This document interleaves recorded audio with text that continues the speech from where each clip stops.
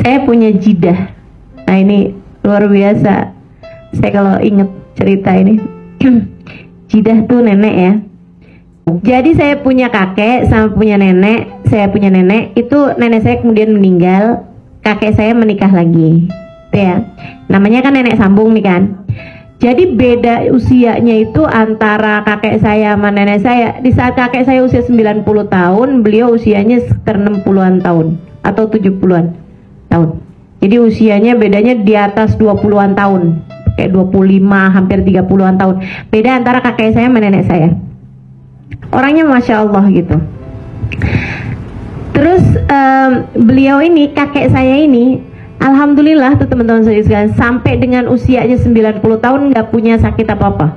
Cuman di usia 92-93an tuh mulain beliau pikun. Nah itu kalau bisa dibilang sakit, satu-satunya sakit yang beliau alami gitu kan. Beliau lupa semua bahasa kecuali bahasa Arab. Ini aneh bener gitu. Saya sampai jadi mikir gitu, gimana kerjanya otak ya, ruwetnya luar biasa. Maksudnya sangat complicated ya otak manusia itu. Bisa pikun itu bisa ganti-ganti gitu. Ntar pikun bahasa, ntar pikun mukanya orang, ntar pikun apa gitu. Subhanallah, subhanallah. Di saat beliau pikun itu usia 94-an gitu ya, 95 tuh tambah inian pikunnya, tambah semakin menjadi-jadi gitu kan, sampai nggak inget siapa-siapa gitu. Pada saat itulah nenek yang usianya waktu itu hampir 70-an saya kira ya, itu mulai sakit, dan sakitnya jadi tambah semakin berat. Di saat kakek tuh udah lupa siapa nenek.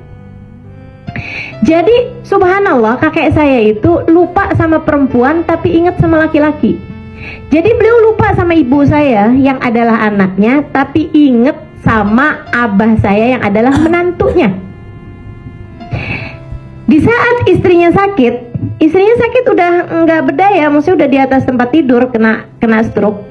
Itu beliau kerjaannya suka pergi ke rumah anaknya yang laki-laki, namanya uak saya ini ya, paman saya, namanya Abdurrahman. Dia bilang gitu, "Man," katanya gitu, "ada orang sakit di rumah nggak pulang-pulang." Berarti itu istrinya. Ada orang sakit di rumah katanya nggak pulang-pulang, kesian dah. Apa saya kasih uang aja ya biar dia pulang, biar pulang ke rumah orang tuanya gitu. Dia nggak ingat kalau itu istrinya.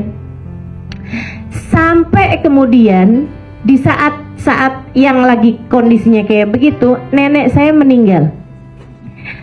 Saya ada di sana, jadi saya tahu banget ini cerita ini nih teman-teman. Saya lagi ada di sana ketika dapat kabar bahwa nenek itu kayak kena serangan gitu kan. Akhirnya dibawa pergi ke rumah sakit, tapi di jalan sudah habis. Ya, di jalan udah meninggal dunia. Kemudian dipastikan oleh pihak rumah sakit untuk periksa gitu bahwa memang udah nggak ada gitu kan. Habis itu langsung dinyatakan meninggal dunia. Habis itu kemudian dibawa pulang jenazahnya. Nah, waktu jenazahnya lagi mau diurusin dibawa pulang, kami yang udah dapat kabar itu segera siap-siap untuk pergi ke rumahnya nenek, kan begitu ya, pergi ke rumahnya kakek saya ini. Abah saya segera tuh pergi ke rumah kakek saya itu untuk, maksudnya untuk berduka cita lah, walaupun agak bingung duka citanya karena beliau bahkan nggak inget gitu kalau punya istrinya udah meninggal gitu. Jadi abah saya tuh cerita, dia duduk berduaan dia sama kakek karena belum ada siapapun yang datang gitu kan. Langsung abah saya langsung ke situ, dia duduk berduaan di depan rumah, di serambi gitu kan, serambi rumah tuh di ruang luar itu. Duduk berduaan gitu di kayak balai-balai gitu kan, kursi gitu. Terus cerita-cerita gitu. Jid, ini gimana Jid? Istri Jid gimana? Tanya-tanya gitu. Tapi dia kayak nggak nyambung gitu. Dia malah blank kan, pikun gitu kan. Beliau malah cerita tentang ibunya gitu. Perasaan dia tuh kayak masih ada ibunya gitu. Udah cerita kesana kemari apa segala macem, sampai kemudian jenazahnya datang. Jenazah itu datang, teman-teman saya sekalian, ditaruh di depannya Njit. Kemudian abah saya buka ininya apa namanya mukanya gitu kan, belum diapa-apain kan jenazahnya, maksudnya baru ditutupin aja gitu, baru maksudnya iya masih pakai baju yang tadi gitu kan, cuman ditambahin kain gitu aja. Abah saya buka gitu kain mukanya, dan itu subhanallah, kakek saya kembali memorinya 100% ketika ngelihat jenazah istrinya. Beliau kemudian bilang, ya Allah, ini istri saya nih Fadlun binti Zain, itu sampai disebutin sama binnya, ingat 100%. Ya Allah, ini istri saya Fadlun binti Zain Pak Bud. Ya Allah, istri saya meninggal nih, Masya Allah. Habis itu dia kemudian nangis, innalillah, istri saya nih meninggal, ini istri saya nih perempuan soleha. Dia kemudian ciumin dari ujung rambut ke ujung kaki, diciumin sama dia. Ya Allah, ini istri saya nih, ya Allah, diciumin jenazahnya gitu sampai ke kakinya. Ya Allah, saya ridho sama dia dari ujung rambut ke ujung kaki. Ya Allah, saksikan saya ridho sama dia dari ujung rambut sampai ke ujung kakinya, ya Allah.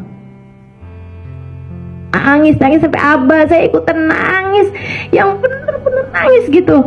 Abah saya mikir, ya Allah, beruntung banget nih perempuan, suaminya pikun tapi Allah balikin hanya untuk menyatakan keridhaan kepada istrinya. Habis itu kemudian jenazahnya ditutup, udah selesai nangisnya ini apa, selesai baca-baca doa gitu, jenazahnya dibawa masuk gitu kan. Habis itu lupa lagi, masuk lagi ke dalam gitu, terus nanya, ada yang meninggal? Siapa yang meninggal? Lupa teman-teman saudaraku sekalian. Jadi dikembalikan 5 menit memorinya 100%. Bahwa memang memorimu, siapa yang bilang milikmu? Iya milik Allah. Iya milik Allah. Dirimu, siapa yang bilang milikmu? Milik Allah. Tapi Allah mengembalikan pada waktu yang tepat untuk hamba-hamba yang tercinta di sisinya. Suami udah pikun, sama Allah dibalikin 100% teman-teman saudaraku sekalian, hanya untuk menyatakan keridhaan kepada istrinya. Allah mau ngajarin saya, cucunya, dan teman-teman yang kebetulan menjadi teman-teman saya untuk saya sampaikan cerita ini. Jadilah istri yang soleha. Jika bahkan andai suamimu pikun sekalipun, Allah bisa kembalikan memorinya untuk menyatakan keridhaannya kepadamu. Jika kamu istri yang soleha, kamu tidak akan kehilangan apapun jika kamu istri yang soleha.